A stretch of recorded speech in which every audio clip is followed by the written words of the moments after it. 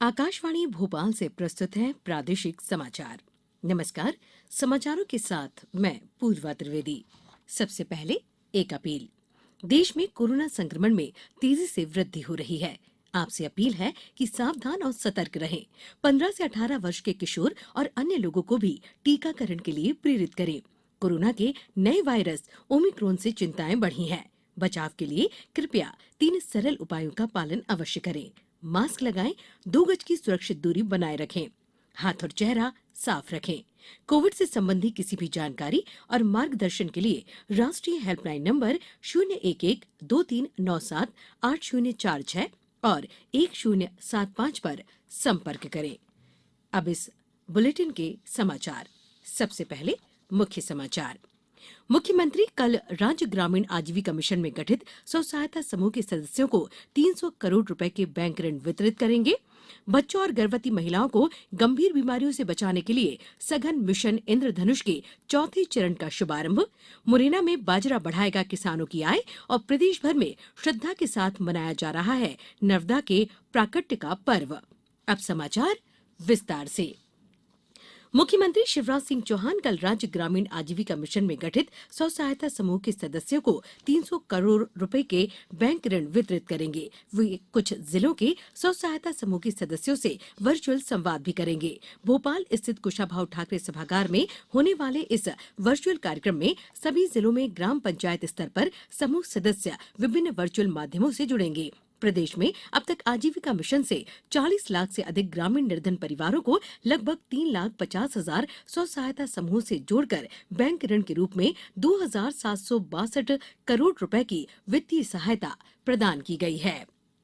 स्वास्थ्य मंत्री डॉक्टर मनसुख मांडविया ने देश में बच्चों और गर्भवती महिलाओं को गंभीर बीमारियों से बचाने के लिए आज नई दिल्ली में सघन मिशन इंद्रधनुष के चौथे चरण का शुभारंभ किया। देश में पूर्ण टीकाकरण के लिए मिशन इंद्रधनुष की शुरुआत 25 दिसंबर 2014 को की गई थी। इस अभियान के तहत हर साल 3 करोड़ गर्भवती महिलाओं और 2 करोड़ 60 लाख बच्चों को टीका दिया जाता है। मिशन इंद्रधनुष 4.0 देश के 33 राज्यों के 416 जिलों में शुरू किया जाएगा। मुख्यमंत्री शिवराज सिंह चौहान कल ग्राम जैत में आयोजित गौरव दिवस कार्यक्रम में शामिल होंगे। गौरतलब है कि प्रदेश सरकार ने राज्य के हर गांव और नगर का जन्मदिन मनाने के लिए एक अभियान शुरू किया है। इसकी शुरुआत सीहोर जिले के ग्राम जैत से हो रही है। यह आयोजन वहां रहने वाले लोगों के लिए गौरव दिवस की तरह होगा।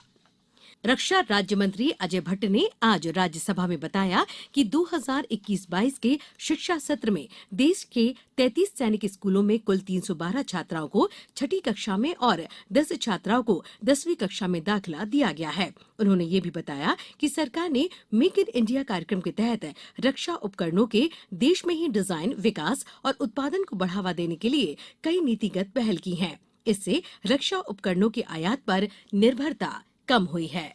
अब समाचारों में वक्त है एक छोटे से अंतराल का। कोविड-19 से बचाव और सुरक्षित रहने के 3 उपाय। मास्क लगाएं, 2 गज दूरी है जरूरी, सुरक्षित दूरी रखें, हाथ और मुंह साफ रखें।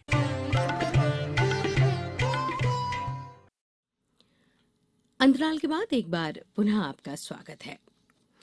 आमजन के बेहतर स्वास्थ्य और किसानों को उनकी फसल का बाजरा से अधिक मूल्य दिलाने के लिए मुरैना जिला पंचायत और कृषि विभाग द्वारा नवाचार किया जा रहा है। जिला पंचायत मुख्य कार्यपालन अधिकारी रोशन कुमार सिंह ने बताया कि चंबल अंचल में खरीफ सीजन की सबसे मुख्य फसल बाजरा है, इसलिए यहां स्व सहायता समूह के जरिए बाजरा का दलिया और पर्ल मिल्क फ्लैग बनवाकर बाजार में लाया जाएगा। इसकी ब्रांडिंग राष्ट्रीय स्तर पर की जाएगी। बाजरा में मौजूद प्रोटीन, फाइबर, कैल्शियम और अन्य खनिज पदार्थ सेहत के लिए काफी फायदेमंद होते हैं। नर्मदा के प्राकट्य का पर्व आज प्रदेश भर में श्रद्धा के साथ मनाया जा रहा है। अमरकंटक में 2 दिवसीय नर्मदा जन्मोत्सव और निर्झरणी महोत्सव का आज शुभारंभ हुआ। इस अवसर पर मां नर्मदा के उद्गम स्थल मां नर्मदा मंदिर परिसर से शोभा यात्रा निकाली गई। शोभा यात्रा में साधु संतों, भक्तों के साथ ही स्थानीय निवासी शामिल रहे। यहाँ कल कन्या पूजन और भंडारे के साथ ही मां नर्मदा की महाआरती का कार्यक्रम होगा। खंडवा जिले की ओमकारेश्वर पवित्र तीर्थ नगरी और मोरटक्का नर्मदा तट पर श्रद्धालुओं ने नर्मदा में आस्था की डुबकी लगाई। कल यहां के ममलेश्वर गौमुख घाट पर सांस्कृतिक कार्यक्रम आयोजित होंगे। देवास जिले के नेमावर में नर्मदा नदी में 51 फीट लंबी चुनरी अर्पित की गई। डिंडौरी में इस वर्ष भी नर्मदा जन्मोत्सव के पहले विशाल शोभा यात्रा निकाली गई।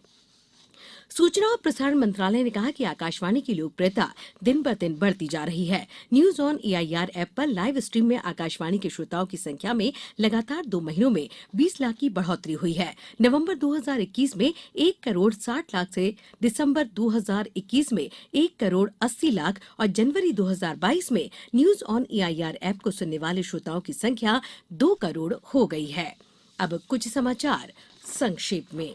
डॉक्टर श्रीकांत वी पाटिल को centre for research and industrial staff performance crisp का प्रबंध निदेशक बनाया गया है। शिवपुरी जिले में समर्थन मूल्य पर गेहूं उपार्जन के लिए बनाए गए पंजीयन केंद्रों में किसानों का पंजीयन किया जा रहा है। देवास जिले में जल जीवन मिशन के अंतर्गत घर में नल से जल आने पर ग्राम बरखेड़ा कायम के निवासी बहुत खुश हैं। मंदसौर जिले में कलेक्टर ने अधिकारियों को सभी 58 गौशालाओं का निरीक्षण कर रिपोर्ट प्रस्तुत करने के निर्देश दिए हैं। मुरैना जिले में बेहतर पुलिस व्यवस्था कायम करने के लिए शहर के निरीक्षक विहीन थानों में पुलिस अधीक्षक आशुतोष बारगी ने पदस्थापना कर ली है। जबलपुर में डुमना एयरपोर्ट पर महिला सफाई कर्मी से 3,500 रुपए रिश्वत मांगने वाले 2 कर्मियों को खमरिया पुलिस ने पकड़ा है। कटनी में कोरोना संक्रमण की तीसरी लहर के दौरान इस साल जिले में आज पहली मौत दर्ज की गई है। वहीं झिंझरी के पास कार के पेड़ से टकराने से 2 युवकों की मौत हो गई। गुना जिले में बीआरसी भवन जनपद पंचायत परिसर राघोगढ़ में कल विकास खंड स्तरीय रोजगार कैंप का आयोजन किया जाएगा और उमरिया जिले में दुब्बार के पास एक सड़क दुर्घटना में 3 लोगों की मृत्यु हो गई। इस बुलेटिन में फिलहाल इतना ही। बुलेटिन के अंत में एक अपील, हमेशा ध्यान रखें, मास्क और 2 गज की दूरी, हाथ धोना भी है जरूरी। नमस्कार।